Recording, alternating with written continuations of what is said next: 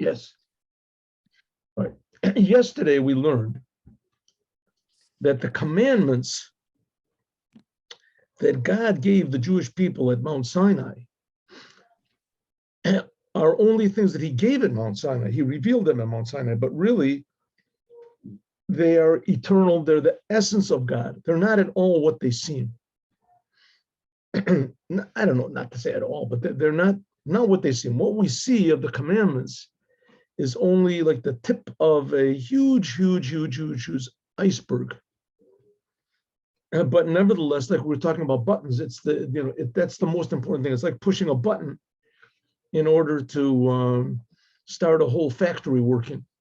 But without that button, you don't start anything working. You got to push the button. That's what the commandments are. The commandments are like different, so to speak, buttons. And that gets this whole entire spiritual process working, by which God himself, who he's the creator of this whole spiritual process, he can shine into the world. Something like a human being, right? A human being, he's healthy, right? If his stomach is working and his lungs are working and his heart is working and his liver is working and all these other things are working, then that's his whole, the inner, his inner systems are working, then the main thing shines through, and that's his life. That's the person himself. So the main thing is not the lungs and this, but the main thing is the person. But there's just the person can't work without these inner workings. And all the inner workings are also worthless without the body. I mean, who's the person? It's his body, right? If Uncle Joe comes and he's got no skin or bones, just a bunch of limbs, just a bunch of lungs and things like that, you don't know who it is. Who is it? Oh, it's Uncle Joe. Oh, I didn't recognize you. You look like everybody else. It's just like a pile of meat. So the same thing, the upper worlds. The upper worlds are like the inner organs, right? They're like the inner organs, and they are, very important, but they all have to be in order. How do we get them in order? It says we have to push the button. The button is the commandments. So each commandment gets everything in order in a different way in the upper world, and it draws down life in a different way. I mean, some way this whole analogy, I'm just making this analogy up, so the thing is going to break down soon. But the fact of the matter, what I'm trying to get through is that there's an inside, which that's the creator. Then there's a middle, that's those spiritual worlds. And then there's the end, which that's the commandments in this physical world. And the main thing is that God wants this physical world, just like a human being. The main thing is the person, the actual human person, right? You look at a person, you don't see his soul or his inner, workings, his intelligence. You see the person. There's the person. You see his face. Is this? Okay, so all the commandments that we do are pushing, so to speak, various buttons that by means of that, it gets the whole entire system of all the spiritual worlds working so the whole thing can be healthy. So the world can be healthy.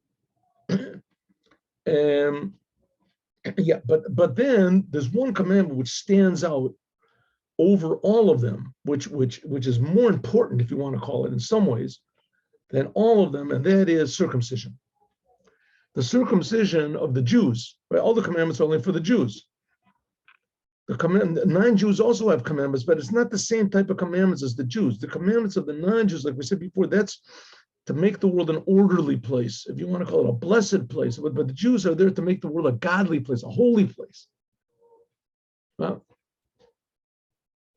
so the Jews have these commandments, and the commandments, they reveal certain aspects of God, but none of the commandments are anything like the circumcision. Okay, but we didn't get to that now. That's how we started off. That's how we started off this discourse. Okay, so first of all, what's the Rebbe telling us? Excuse me. First of all, he's telling us that there's something going on we don't know anything about. And then he's also telling about this thing. Oh, one second. Somebody's trying to get in over here. 1 minute. Oh. All right. Well, 2 people are in the waiting room. This is terrible. We worked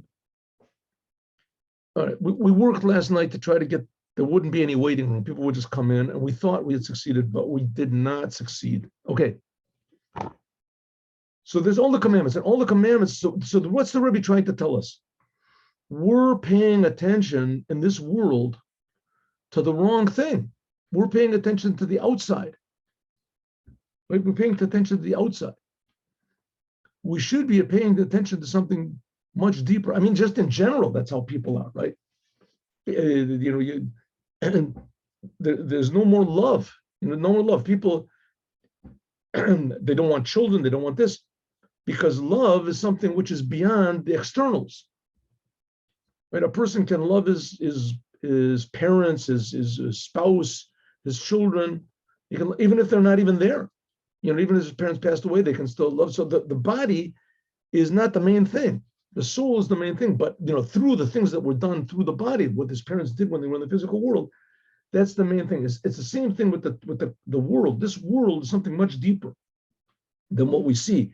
And namely, it is godliness. Every detail is godliness. And when you don't feel this godliness, this meaning, this, I don't want to call it surprise in the world, the mystery, that's the good word, the mystery of the world.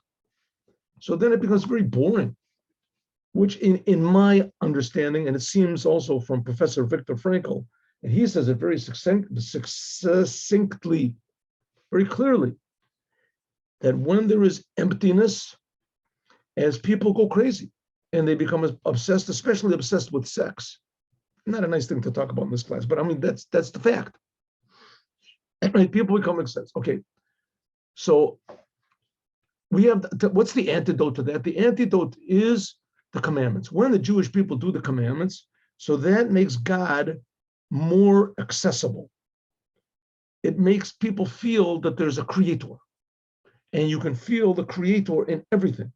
And suddenly you start to feel that life is more important, and that honesty is more important, and that genuineness is more important, and happiness is more important, and courage is more important, and inspiration is more important, and conscience is more important. Suddenly the whole world feels there's something inside. But it all depends on the commandments, the Jewish people doing the commandments. When Jewish people do the commandments, so that makes the world a holy place. I mean, from this we can also understand how terrible it is, these religions that come and say that the Jewish people don't have to do any more commandments. There's no more commandments anymore. Right? No more commandments anymore. Jewish people don't have to do any commandments. Replace it by, have to believe in this one person or one statue or whatever they believe in. But there's no more commandments. Judaism has been replaced. This is a terrible, attack on the blessing, the potential blessing which is in the world. Okay. So but that's all the commandments, but there's one commandment that really stands out, and that's the commandment of circumcision. And the Rebbe stresses this like this, because by saying that the circumcision is on the 8th day. And King David even sang a psalm number 12, Lam Natseach al Shminit. Here, let's have a look at this here. I'll show you one second.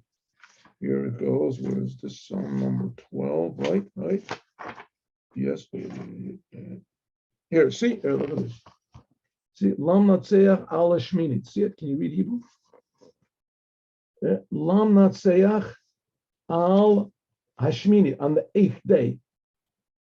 Mizmor the David, they praised David. I cut my finger. David. Hoshia Hashem. Okay. Hoshia Hashem ki. Okay, so Hoshia Hashem ki govar chasid. Okay. So he's saying a song on the number 8, and it says in the psalm, what is this number 8? So people say it was an instrument that had 8 strings on it, but in the Midrash it says it's talking about the circumcision, and that King David was in the bathhouse and he saw that it didn't have any commandments. You can't do commandments, can't learn Torah in a bathhouse. He was naked, and then he realized that he had a circumcision, and that was a commandment, and that calmed him down. So this is what's so great about the circumcision. So the Rebbe says, first of all, if you look at the circumcision, the commandment, the circumcision pushes away Shabbat.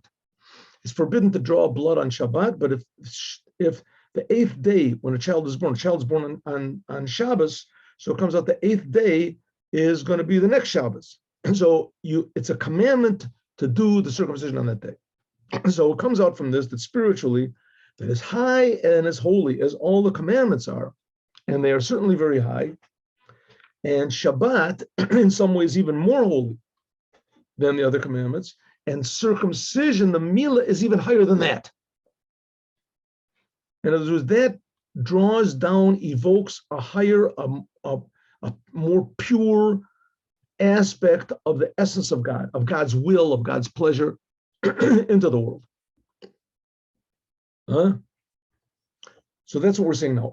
But so as high as Shabbat is, and the Rebbe just explained, that's what we learned yesterday, how high Shabbat is, Avol Mila, but circumcision, Madrega Gavoa Mod. Now, this is even higher than the level of Atzilut. We said that there were 4 dimensions of creation. Remember we learned about this before? 4 dimensions of creation. We can call it 4 worlds. But it's not worlds in the sense that they're separate from one another. They're one the other. It's worlds in the sense that each one is a higher dimension, like a 1-dimensional object, and a 2-dimensional, a 3-dimensional, a 4-dimensional. You can have all of them together. The Rebbe, I told you this before, the Rebbe gave an example, like if you have a cube, right, a geometrical concept called a cube. And a cube in it has an infinite number of planes, because a plane has no depth, and a cube has depth. A cube has height and width and depth. And a plane only has height and width. So you can put you can slice a cube theoretically infinite times. And a plane has an infinite number of lines, because a line has only length. It doesn't have any height, or, either one or the other. Either has height, but it only has one, so to speak, 1 dimension. And a point has no dimensions at all. A point is just where 2 lines intersect, so that you have an infinite number of points inside of a line. So there's an infinite number of points in a line, and an infinite number of lines in a plane, an infinite number of planes in a cube. So how many points are there in a cube? So 3 times infinite. That doesn't make any sense. Well, that's sort of like what the worlds are. We're in the lowest world. We're like in the world like a point. That's called the world of Asiya. And the next world is a totally different dimension. That's something like a line in relation to a point. That's the world of Yetzirah.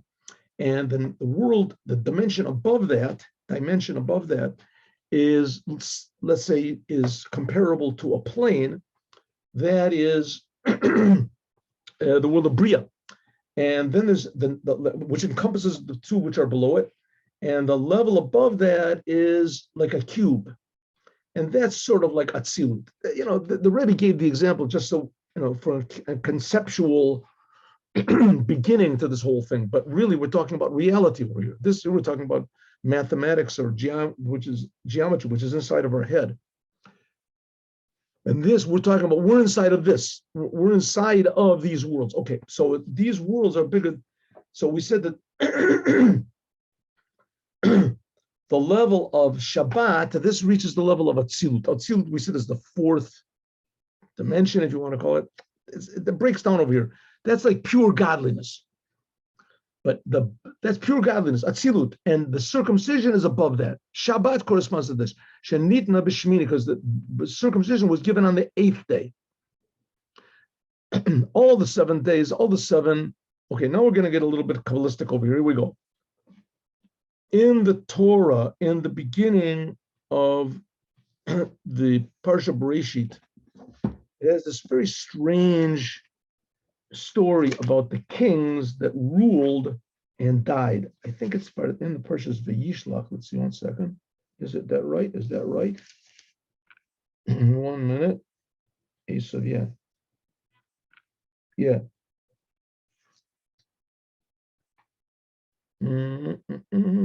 That's right. In the end of Parshas Vayishlach. So in the Parshas Vayishlach, it says over there that these are the kings that ruled. That I guess they came from Esav. So it says they ruled and they died. This king ruled and he died. He ruled and he died. So this explains in Kabbalah that this is talking about what's called the aspects of the world of Tohu. The world of Tohu, which we've spoken about before, this was an order of creation, the 10 spheres of creation before, higher than Atzilut. And it says that the eighth king was Hadar. And that's the source of the world of Tikkun. Okay? All right. this is what's called Yesod. Now, I don't want anybody over there to think that I really understand what this is. I mean, that I'm actually there. I understand the ideas. These are talking about things that are, I don't understand what's, spirit. I don't understand the soul. We have a soul, nobody understands it. But these great tzaddikim and Kabbalists, they really, understood these things. They really understood, these ideas. And because we're talking about reality, this is not theory. This is real reality. This is not just theory. So this is actual, absolute, objective reality. So there's these spiritual levels. Maybe we can explain it in a very sort of, how do you say, an oversimplified way. Judaism believes God exists, right? We believe God creates the world, right? So how do we get from God, who is infinite, incomprehensibly infinite? Infinite is like it's like a shame, an embarrassing word to say to God that He's infinite. Infinite implies that He's bigger than something else, right? He's infinitely bigger than something else. And God is incomparable. God creates everything. God creates infinity. He creates spirituality. This makes no sense. Okay, so that's, let's say, what God is. How did it get from the essence of God, that He creates time and space and me and you and computers and all these bugs and things like that all the time in the world? How did it happen? So there's this whole spiritual process which is between God, the essence of God, and us. And this is also as big a miracle as we are. God is creating it from nothing. Okay, so these Kabbalists, especially what's called the Arizal, Rabbi Yitzchak Luria, he lived about 450 years ago. So he knew all this stuff. And he took it all from the Zohar. The Zohar, that was soon we're going to celebrate the passing away of Rabbi Shimon Bar Yochai.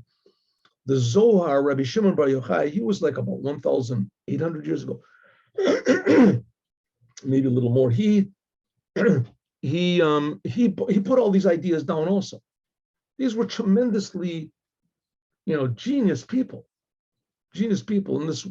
Okay, so there's a high level of godliness which is called Adam Kadmon, Adam Kadmon, and that's like the beginning of what's called God's speech. They're called the like it says in the Bible, God spoke. That's like the beginning in Kabbalah. It's called the Kav, the pillar, the beam, God's beam of light. Okay. So there comes from this level of Adam Kadmon, that from this comes this level of Ma, which we talked about before. That's the numerical value of God's name, which comes from above to below. Remember, we learned about Mad, and Ma comes from Mad, and the Ban is from Man, is Man. The feminine waters, that's the level of Ban, and we said 52, and the masculine waters, that's level 45. That this comes from the Metzchadach.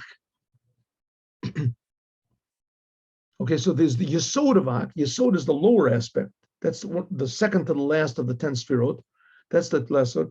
And this comes from a ray of Ma. That's the level of Chachma, the highest aspect of Adam Kadmon. That comes from what's called the forehead of Ak. Okay, listen. Suffice it to say that this is a tremendously high level of the circumcision. This evokes a tremendously high level of God, Shehu Lamayla Bibechinas Ma of Atzilus. This is even higher than any of the highest levels, like we said about Shabbat, comes from Atzilut, Shekavar Nimshach V'Nislabish Ba'olam Atikun. This level of Shabbat, this is already comes from the world of Atzilut, which we said the highest of the 4 dimensions. And this, the Mila, the circumcision, is above all these. He just gave names, Kabbalistic names for this. Avoshor Shem Ma, the source of this Shem Ma, the source of this name of God, which comes to fix up the world, which that's the thing of circumcision. And the Baila in Ak, this is much, much higher than Atzilus. This is called the crown of God, Keter Elyon. Let's skip about this. The Nikran is called Raiva, it's called the will of all wills. Will of all wills. The source of all will of God. So in simple language, what does it mean? This world is the will of God. And the will of God. And the Torah is the reason for this will. So there's a lot of different types of will of God. That's the rivin, that's the wills of God, the Torah. And circumcision, this touches on a level which is the source of the will for all these wills. This is the will, the source of all of God's desires. The kol hakanmoim, ki brias ha'olam, because the creation of all the worlds is because it rose up in God's will. Rose up in God's will. Now this is happening now. Okay, let's not take this too literally, because let's take the Bible literally, right? Just simply literally, right? Literally is that there's this guy called God, and he's like really, really big, really just something else. And God speaks, and from his words, the vibration of his words, there come these worlds. And then God creates the worlds, 7 days, and that's it. And he just sits back and watches what's going on. And once in a while he peeks in, sees, Adam didn't do what I wanted, and Noah did do what I wanted, and then there was the generation of the flood. They didn't do what I wanted, and Noah did do what I want, and then that's the story of the Bible. That becomes pretty simple, right? And then when people really gets overboard, so God has to step in, destroy the world, and then people are really good, so God saves the world, and this. So it's some of one of these, what does it say? The Iliad and the Odyssey, these Roman, plays or something like that. So God is a creator. So that's a pretty simple way of looking at the world, and you can look at the world that way. And there were people, even Kabbalists, that basically sort of did look at the world that way, even to this day. That's called Simsim Kapeshuto, that God simply created the world. How he did it, nobody knows, and he removed himself, right?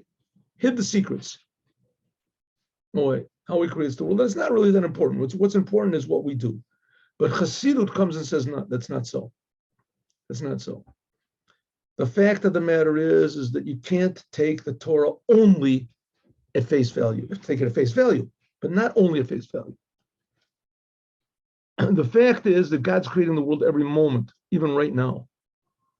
And God cares about every single detail of the world, every single plant, every bug, every human being. And he's directing everything constantly, and everything is connected to everything else. And everything is very important to God. And God reacts to what we do. This is the teachings of Chassidut. God reacts to what we do. So everybody is important to God. No one is dispensable. Everyone is unique. Everyone is, and no one is alone. But God is with everybody. Okay. So when we, especially the Jews, when the Jews do what God wants, but the fact is to a certain degree everywhere. See, God answers all prayers. That's why the non-Jews are supposed to pray only to God, not to God's son, not to God's uncle, not to God's whatever it is the spirit, God's ghost, right? To the power of this, the power of that, like Greek, like Greek idea. No, it's not so. So God himself is involved in this whole business. How do we get, if God is so infinite, then how does he get into the world? So that's all these spiritual ideas of the 10 Sfirot and these spiritual, the whole process, the inner workings of God. So we're saying, but somehow or other, this whole business depends very, is there such a word, intrinsically, essentially on the Jewish people. That's the way God decided. That's what happened with Abraham. Abraham did what God wanted, and God made a pact with Abraham. He didn't make a pact with Noah, even though Noah also did what God wanted, but did not make a pact with Noah. He made a pact with Abraham. A certain pact he did make with Noah. He gave him the rainbow, right? The rainbow. But with Abraham, he made this pact with Abraham, and then he got the Torah that he made the pact. But the pact that he made with Abraham, that's the circumcision. When God gave Abraham the circumcision, that's when he changed Abraham's name. So he says, this touches on the will of all wills. This is the whole reason why God created the world. He created the world because it rose up in his mind of a lihiyot. It rose up in God's will. I'm sorry. Avalihiyot, but to be. One more.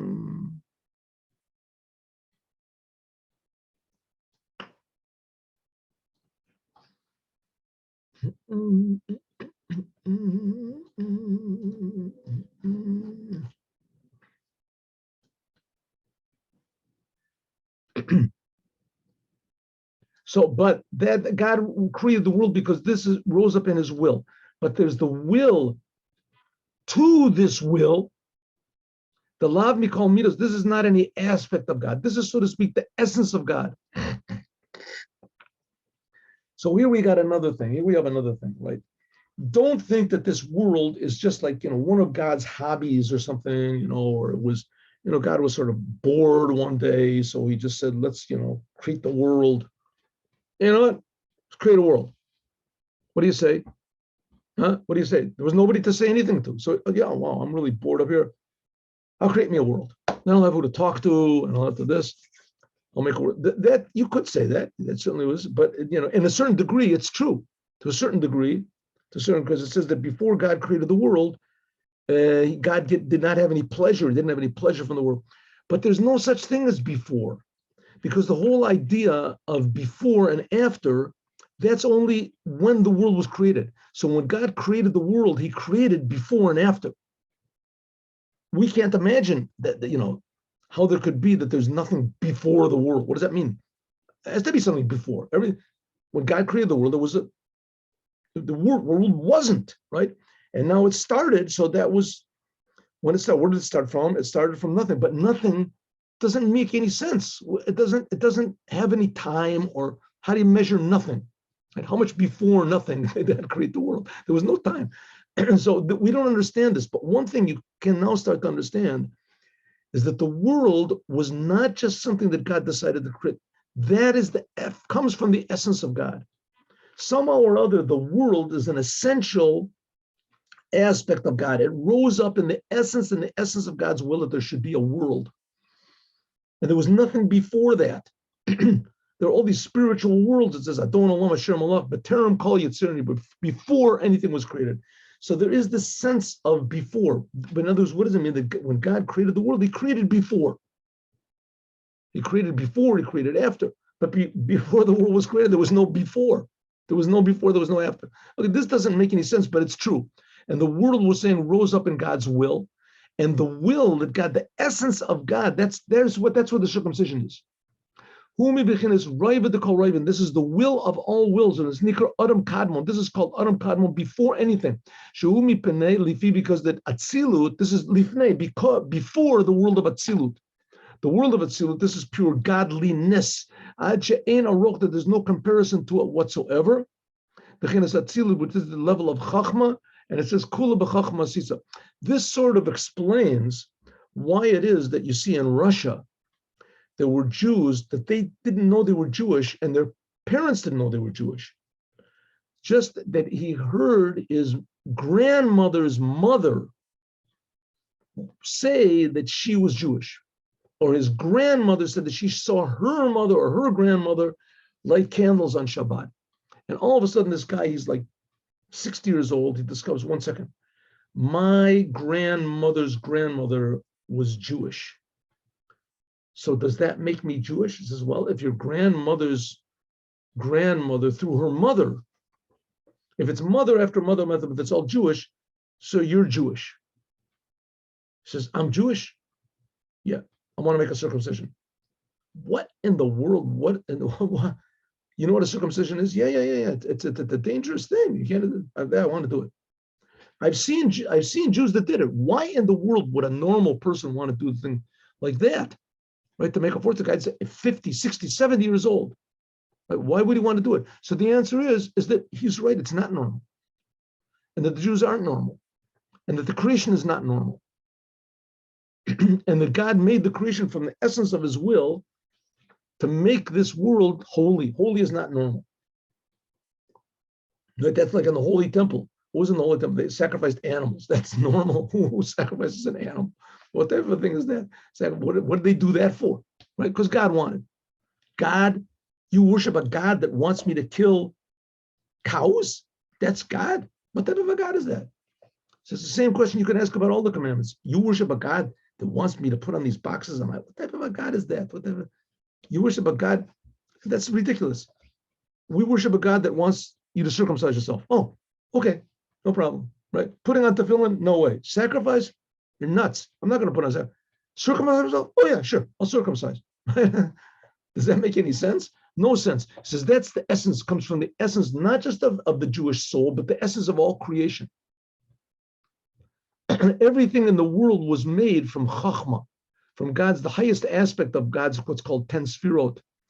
Vasiya, by God, by this aspect of Atzil, of Ak, we said, of the will of all wills, the highest spiritual level and this physical world are exactly the same. Right? It brings a lot of sources. And therefore, Shabbat, no Heget, Shabbos is everywhere according to its level. Shebechinas Madrigas Atzilus, Yochola Lipashet, Velitlabesh, Afilu B'Makom Sheyesh, Zelo Matzeh. Shabbat is everywhere. It shines at a different time. But it doesn't make any difference where. Shabbat is, because of Atzilut, is what's called the Olam HaTikun. It's called a fixed up, orderly world. It comes in an order. Shekavar nitaken, because it's already fixed up. Benitlabesh, behitlabshut, in the world. That's why, by the way, there's these people, there's this whole Jewish movements which are devoted to Tikkun Olam. Tikkun Olam. Who told them this? I don't know. Tikkun Olam. We say it 3 times a day in Aleinu. Tikkun Olam. Tikkun Olam. We're doing Tikkun Olam. What's Tikkun Olam mean? Tikkun Olam is going to fix the world. How do you fix the world up? Yeah, a nice person, a nice guy, be happy, fix the world up. So, you really want to Tikkun Olam. The only way to do it is to bring Atzilut into Asiya. Asiya is the lowest world. Atzilut is pure godliness. To bring it, how do you do that? Through the commandments. You have to know how to do it. It's like, somebody gets in a car accident and you want to fix the person up. So you go and you start hugging him and kissing him and massaging him. What are you doing? You don't know what you're doing. You broke the guy's neck. You have to be very careful. You have to give him first aid. You have to watch out you don't break his neck, and you have to watch out there's no the how do you say, interruptions in his food, in his air pipe and things like that. There's things you have to know what to do. You have to know according to the book. You want to fix up the world. Fixing up the world is only by means of Atzilut. Atzilut means holiness, and the only way we have access to that is through the commandments. That's the world of Atzilut. It is fixed up. The 10 Sfirot of Atzilut, these 10 aspects we said of Atzilut, they are can be come down into the world of Bria, the world which is below it, and from Bria to Yetzirah. We talked about that, the dimension below it and Asiya, until it makes until the highest levels of Atzilut become enclosed in the physical world. That's like Shabbat, right? Shabbat is Atzilut, and Shabbat has an effect on all the rest of the days of the world. But Shabbat has to be holy, and you can draw it into the rest of the world. But that's not as high as circumcision. We'll see. So it comes out that there is Zelu Umatzah. There can be bad things also. Afilu keneged olam atzilut, even against the world of Atzilut, there are klipot. There are forbidden things. That's all the works that are forbidden on Shabbat. V'yesh arich the klipa d'atzilut. It says that there happens to be the levels of klipa even in Atzilut. And in Atzilut, there's also a certain degree of selfishness, of concealment from God. Like it says, Abraham, for instance, Abraham was the holiest of holy Jews, came out from him Yishmael. Yitzchak was no less holy than Abraham, and there came out from him Esav. And it says that the head of Esav is in the chest of Yitzchak, in Martha Machpelah. Because Esav is what's called Zer Anpin of Klippa of Atzilut. In other words, in the world of Atzilut, which that corresponds to Shabbat, that there is a certain degree of selfishness of bad. Right? That's Shabbat. We're not talking about the circumcision yet. Raksha Omer Matzav Klippa of Atzilut, the word Atzilut is, they are Brira. It says that where did these Klippa, the bad of Atzilut, where is it revealed? It's revealed in the lower world. But nevertheless, it says there is a certain nurture from Atzilut. Okay, this is a Kabbalistic term. So what it wants to say is that on Shabbat, there is a certain degree of selfishness. That's what we talked about. I told you the story about, I think it's relevant, but the story about the Baal Shem Tov taking his pupils for a walk on Shabbat, and they looked into a window and saw, it says, a big tzaddik, a holy Jew, that was eating meat, and his face turned into an ox, because he got so involved in the meat that he was eating that instead of him devouring the meat and the meat becoming a human being, as the meat devoured him, and he became like an animal, spiritually. So there is a certain degree of selfishness on Shabbat. Therefore, even in place of klippa, therefore in a place of selfishness, there can be spreading out this holiness of Shabbos to the Jewish people. And klippa does not stop the negative things. Selfishness doesn't stop the holiness of Shabbat, because it's sort of like separate one from the other. Separate one from the other. Like it says on Shabbat, that it says there's a law that says on Shabbat that people usually don't lie on Shabbat. It's a little bit harder to tell lies on Shabbat. I mean, if you make an effort, you can, but generally speaking, not. This is the idea of Shabbat, that Shabbat is an arousal from above. But it's an arousal from above, which comes after you work for 6 days, according to the arousal from below, etruta de latata. This is what's called tikkun. Remember, we learned this before. Mad, the masculine waters, and that come from this aspect of God, which is called ma, this 45.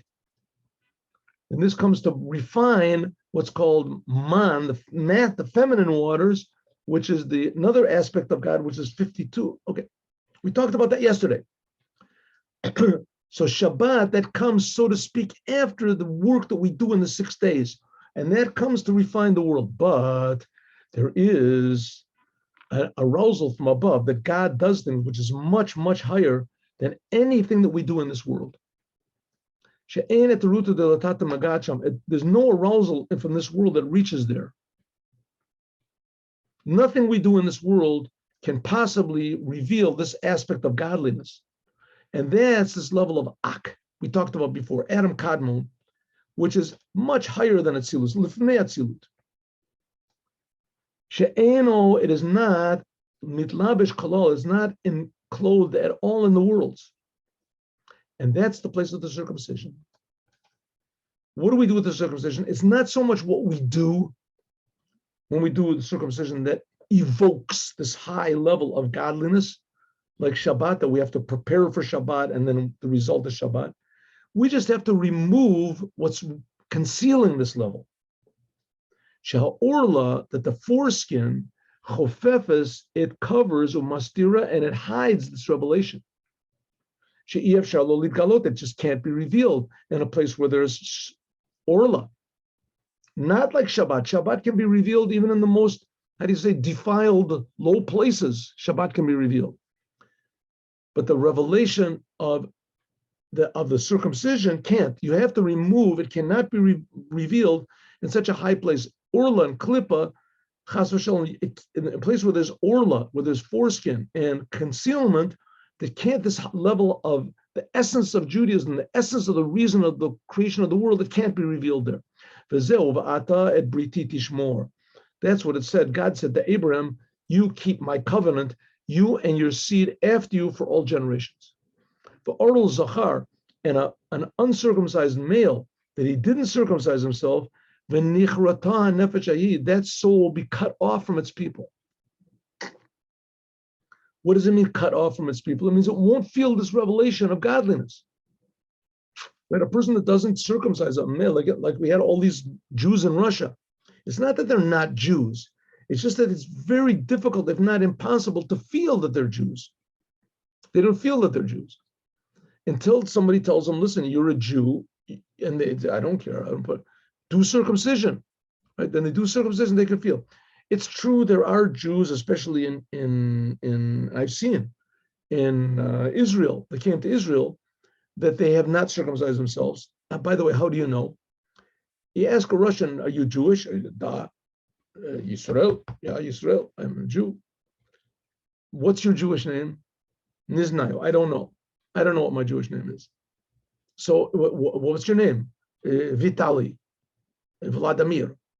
Right? What is the See, if he only has a Russian name, so it's a sign that he's not circumcised, because the Jewish name is given when the child is circumcised. So that's a sign. And there are Russian Jews that are not circumcised, and they do commandments. Once in a while, if they're asked or something. Nevertheless, okay, so there's exceptions to this. But nevertheless, the Jewish soul is higher. But the fact of the matter is to really reveal this level of godliness in the world. It's not drawn down by the circumcision like all the other commandments. Let's say Shabbat, you have to prepare 6 days. It's always there, but it has to be revealed. You have to take away what's hiding it. So there has to be mila. The word mila means karita, means to cut off. Like it says amilam, like King David said in one of the Psalms, and we say in the Hallel per amilam, I will cut them off. Molil malilot. Also another word for molil malim is to separate the chaff from the thing, molil malilot. And also mal also means to be revealed, which is a revelation of akmal, like chashmal. It says mal is to reveal. So the whole idea of the circumcision is only just to reveal, become a ha'ora gilui zeh mukhrach. It has to be only in the Jewish people. Why in the Jewish people? That's the whole idea of the number 8. And this is what we're going to talk about, God willing, tomorrow. Now let's do the Devar Malchut. A little bit Kabbalistic today, but okay, there we go. 1 minute. Too much information over here. Okay, there we go. Stop the share.